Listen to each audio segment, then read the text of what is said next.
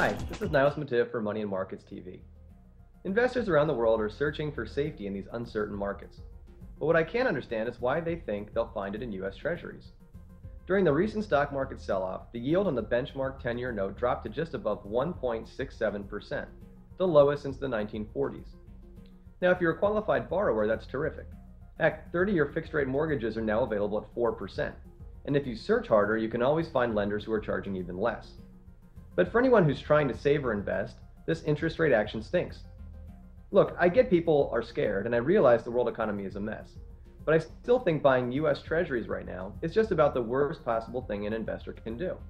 Think about it. There are only two possible ways this can end. One, the whole ship goes down. Or two, we eventually return to some semblance of normalcy, even if it's a new normal of slower global economic growth. Obviously, under the first scenario, U.S. Treasuries are going to fare no better than any other paper asset.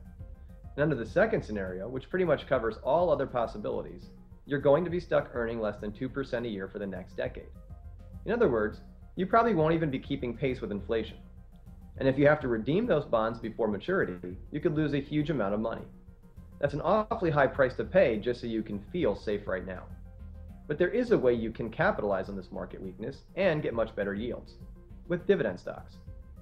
First of all, many major corporations are in far better fiscal shape than the US or Europe right now. But even putting aside that argument, ask yourself, which market is likely to produce the better gains going forward? The one that's soaring to all-time highs, or the one that's getting slammed? History and practically all reasonable analysis argues for the latter. And yet most people just cannot bring themselves to follow the age-old mantra to buy low and sell high. Remember, we're not talking about an individual company, which could go out of business if it's mismanaged. We're comparing an entire asset class, American blue-chip companies, against U.S. government debt.